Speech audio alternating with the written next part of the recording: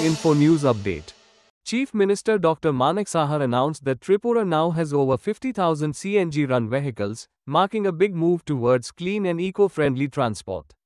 He was speaking at the inauguration of a new TNGCL CNG station at Khilpara in Gomati district. The Chief Minister said that people across the state are quickly shifting to CNG because it is cheaper and better for the environment. I welcome this shift towards clean mobility, he said. Dr. Sahar also mentioned that the use of CNG has grown a lot since 2018. TNGCL has set up 31 new CNG stations across Tripura. He said that with more CNG infrastructure, pollution will reduce and the state's environment will improve. Tripura Sarkarer অন্যতম মন্ত্রী finance এবং অন্যান্য দপ্তরের মাননীয় মন্ত্রী শ্রী প্রণজিৎ সিংহ রায় এবং আপনাদের এই এলাকার মাননীয় বিধায়ক অত্যন্ত জনপ্রিয় বিধায়ক ওনার বক্তব্য আমরা সবাই শুনলাম। আমাদের মাঝে উপস্থিত আছেন Shrimati Shantana Chakma, honourable minister industries, commerce এবং অন্যান্য দপ্তরে। উনি ওনার বক্তব্য আমাদের সামনে রেখেছেন। আমাদের মাঝে উপস্থিত আছেন শ্রী দেবরায়, অনারেবল জেলা সভাধিপতি গোমতী ডিস্ট্রিক্টের। আমাদের মাঝে দুজন এখানে আমাদের পবিত্র বিধানসভার বিধায়ক এই জেলার উপস্থিত আছেন, শ্রী অভিষেক দেবরায়, শ্রী জিতেন্দ্র মজুমদার মহোদয়। তাছাড়া এখানে উদয়পুর মিউনিসিপ্যাল কাউন্সিলের যিনি চেয়ারম্যান শ্রী শীতল চন্দ্র মজুমদার মহোদয়। উপস্থিত আছেন ডক্টর কিরণ কুমার কে, এসপি গোমতী, এবং শ্রী রিঙ্কু লাথের, ডিএম গোমতী। এখানে বিশিষ্ট সমাজসেবী দুজন উপস্থিত আছেন মঞ্চে, শ্রীমতী সবিতা নাগ মহোদয়া এবং শ্রী সানি সাহা মহোদয়।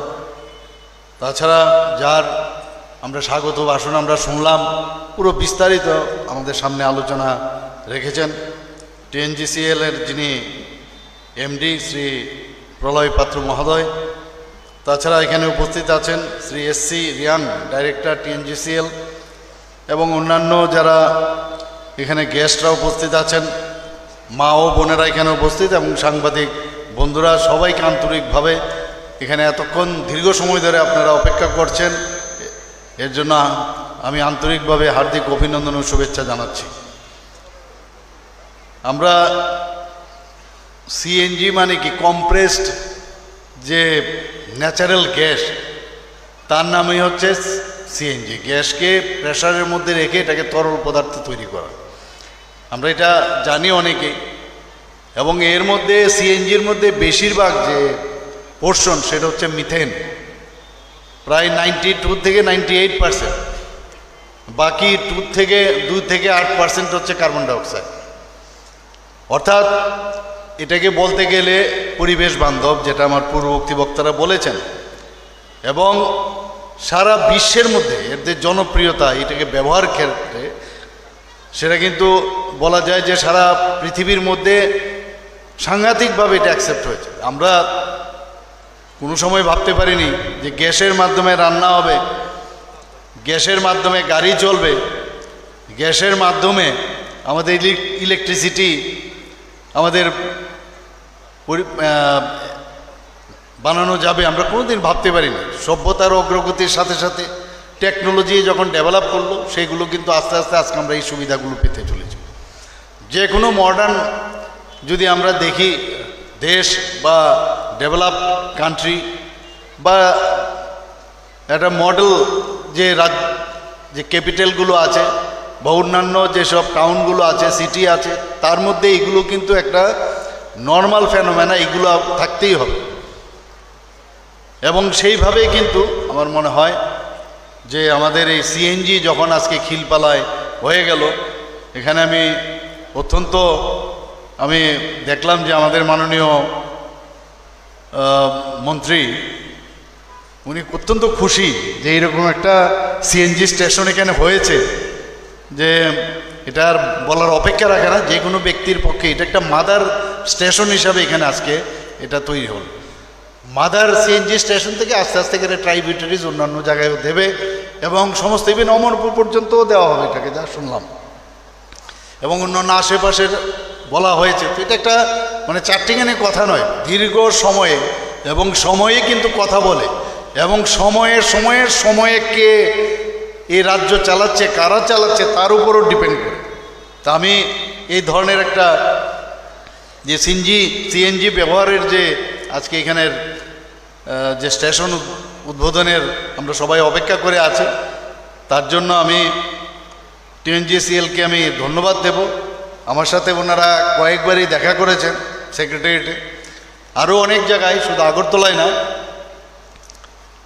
বা আজকে উদয়পুরে না, অন্যান্য জায়গার মধ্যে ওনাদের চিন্তা ভাবনা আছেন যে সেখানে ওনারা এই সিএনজির যে স্টেশন সেগুলো ওনারা করবেন। এবং আমাদের রাজ্যের যদি আজকে অগ্রগতির কথা বলি, আর সাস্টেনেবল যদি আমরা একটা রাজ্য যদি আমরা বানাতে হয়, পরিচ্ছন্ন জ্বালানি শক্তির অত্যন্ত প্রয়োজন। একটু আগে বলেছেন যে এই যে গাড়ি যে চলে এত অনেকটা সুবিধা আছে, সিএনজির গাড়ির কিন্তু সাধারণত পেট্রোল ডিজেল দিয়ে বা অন্য কোনো জ্বালানি যদি ব্যবহার করেন সেখানে কিন্তু সাথে কয়েকদিন বাদে সেখানে কার্বন জমে যায়। যেহেতু পার্সেন্টেজটা কম, তাহলে বারবার তাতে এই যে গাড়িগুলো তার যে মেনটেনেন্স খরচও কিন্তু অনেক কম। তো এটা একটা বিরাট সুবিধে। আর ধোঁয়ামুক্ত যে পিএনজির মাধ্যমে, পাইপলাইনের মাধ্যমে ন্যাচারাল গ্যাস আপনাদের যে প্রতিটা ঘরে পৌঁছবে, ভাবুন কিভাবে আগে আপনারা গ্যাসের একদম পরে আসলো গ্যাস, আগে তো লাকড়ি দিয়েই আমরা সেই জ্বালিয়ে আমরা রান্নাবান্না করেছি বাড়ি করে, গ্যাস আসলো, কিন্তু এখন সেই গ্যাসও আপনার এই গ্যাস শেষ হয়ে গেছে, একে বলা ওকে বলা, নিজেকে লাইনে দাঁড়িয়ে থাকা, এক এক সময় গ্যাস থাকে না, সিলিন্ডার থাকে না। তো এতে করে কত সুবিধে আপনাদের হয়ে গেল, সবার আমাদের কত সুবিধে। এবং আমি মনে হয় যে এরকম একটা গুরুত্বপূর্ণ যে যাত্রার আজকে এখান থেকে শুরু হলো, আমি তারও অংশীদার হতে পেরে আমি অত্যন্ত নিজেকে মানে খুশি মনে করছি। এবং আমরা এখানে আজকের যে আমার পূর্ববর্তী বক্তা বলেছেন যে 2018 সাল থেকে Tripura natural gas company limited প্রায় 31টা সিএনজি স্টেশন ওনারা যুক্ত করেছেন ত্রিপুরাতে। এখন প্রায় টোটাল মিলিয়ে প্রায় 39 সিএনজি স্টেশন চালু রয়েছে, তাই তো? আচ্ছা, টোটাল 87। তো সেইভাবে আমাদের অনেকগুলো জায়গার মধ্যে টোটাল যদি আমরা যোগ করি, সেইভাবে আমাদের বহু জায়গায় ত্রিপুরার বিভিন্ন জায়গায় এখন টিএনজিসিএল এখানে শুরু করেছেন। এখানে আমাদের এতে করে আপনারা সবাই বলে জানেন যে এই সিএনজির কারণে আমাদের বায়ুর যে দূষণ সেটাও কিন্তু কম হবে। শুধু তাই নয়, এতে করে আমাদের যারা ফ্যামিলির যারা আছেন তাদের জন্যও কিন্তু একটা আর্থিক যে সাশ্রয় সেটাও কিন্তু সম্ভব হবে। এবং সেখানে হেলথের বিষয় যদি আমি বলি, সিএনজি ব্যবহারের ফলে একটা স্বাস্থ্যকর পরিবেশ সেটা তৈরি হয়, এবং আমরা বলি যে সবুজ যে বিপ্লব একটা পরিবেশ সেটা কিন্তু সেখানে তৈরি। এখানে হেলথের বিষয় যদি আমি বলি, সিএনজি ব্যবহারের ফলে একটা স্বাস্থ্যকর পরিবেশ সেটা তৈরি হয়, এবং আমরা বলি যে সবুজ যে বিপ্লব একটা পরিবেশ সেটা কিন্তু সেখানে তৈরি হয়। আমাদের বর্তমানে টিএনজিসিএল 50,000-এরও বেশি 50,000-এর উপরেও সিএনজি যে যানবাহন আছে ত্রিপুরাতে সেটা সরবরাহ করছে। এবং নর্থ ইস্টার্ন রিজিয়নের মধ্যে একটা আমি বলবো যে আমাদের ত্রিপুরা যে ফ্রন্ট রানার স্টেট হিসাবে আমাদের নীতি আয়োগ যে ঘোষণা দিয়েছেন, তো আমি মনে করি যে এরকম যে নর্থ ইস্টার্ন জোনের মধ্যে আমরা কিন্তু সেই দিক দিয়ে যদি আমরা বিচার করি অগ্রণী ভূমিকা পালন করছেন। আমি আজকের এই যে সিএনজি স্টেশনের উদ্বোধন আমি মনে করি এতে করে যারা অটো চালকরা আছেন, ট্যাক্সি মালিক এবং যারা ব্যক্তিগত যানবাহন যারা অনেক জায়গায় গিয়ে দেখি, অনেক জায়গায় আমি নিজেও গাড়ি চালিয়েছি, সিএনজি স্টেশন খুঁজে খুঁজে পেতাম না, অনেক জায়গায় যেখানে গিয়ে লাইন ধরে তারপরে সেখানে গাড়ি রেখে কোনো রকমে সেখানে। তো এই ধরনের সিএনজি স্টেশন এখন যখন বাড়ছে, তাতে করে কিন্তু অনেকের জন্য এটা সুবিধা হয়ে গেল। এবং মানুষ কিন্তু এখন মাননীয় প্রধানমন্ত্রীজির উপর একটা আস্থা চলে এসছে। আমাদের ত্রিপুরা রাজ্যের সরকার এখন যারা আমরা চালাচ্ছি তাদের উপরে কিন্তু আস্থা আসছে, যে যেখানে আমাদের ডেভেলপমেন্টের বিষয়, সেই ডেভেলপমেন্ট আগামী দিন আমরা কিভাবে করতে হয়, একের পরে সিএনজি স্টেশনেরও যে একটা প্রয়োজন, একটা মাদার সিএনজি স্টেশনের যে এখানে প্রয়োজন, সেটাও কিন্তু অনেকে কেউ ভাবতে পারেনি, সেটা আমরা করতে পেরেছি। এখানে সিএনজি স্টেশন নির্মাণের জন্য প্রায় 8 করোড় আমার কাছে যে ডাটাটা দেওয়া হয়েছে, প্রায় 8 করোড় খরচ হয়েছে, এর মধ্যে ব্যয় হয়েছে। শুধু তাই নয়, ফটিক ছড়া এবং গুজ্জংনগরও সিএনজি স্টেশন তৈরি করার জন্য সেখানেও তারা উদ্যোগ নিচ্ছেন। এডি নগর, বটজলা সিএনজি স্টেশনের যাতে আরও আপগ্রেডেশন করা যায় সেই ব্যবস্থা ওনারা করছেন। মোহনপুরে 2টি জমি আমরা দিয়েছি, সেখানেও খয়েরপুর, আমতলী বাইপাস, বাগমা, অমরপুর এবং অম্পিতে যে নতুন সিএনজি স্টেশন সেখানেও যাতে ওপেন করা যায়, তার জন্য আমরা টিএনজিএসএলের সাথে আমরা কথা বলে সেগুলো আমরা সেখানে শুরু হবে। গত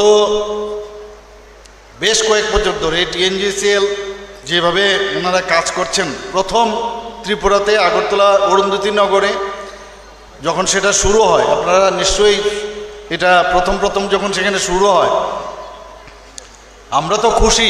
শুধু তাই নয়, পুরো নর্থ ইস্টার্ন জোনের মধ্যে সেটা প্রথম স্টেশন, সেটা কিন্তু বলার অপেক্ষা রাখে না। আজকে এই পাইপলাইনের যে প্রাকৃতিক গ্যাস, এটা আমার মনে হয় নিড অফ দ্য আওয়ার, এটা অত্যন্ত প্রয়োজন। এবং আগামী দিনে যে বাণিজ্যিক প্রতিষ্ঠান সহ শিল্প প্রতিষ্ঠান, আমাদের ইন্ডাস্ট্রি মিনিস্টার মহোদয় এখানে আছেন, বিভিন্ন ইন্ডাস্ট্রিতেও তাদেরও চাহিদা রয়েছে, সেখানেও টিএনজিএসএল তারা গ্যাস সেখানে দিচ্ছেন। মাঝে মাঝে কোটা আছে, তার জন্য দিল্লিতেও আমাদের বলতে হয় যে কোটা বাড়ানোর জন্য। তো এগুলো কিছু টেকনিক্যাল বিষয় আছে, কিন্তু সেখানে যেটা দরকার আমরা নিশ্চয়ই সেগুলো আমরা করব।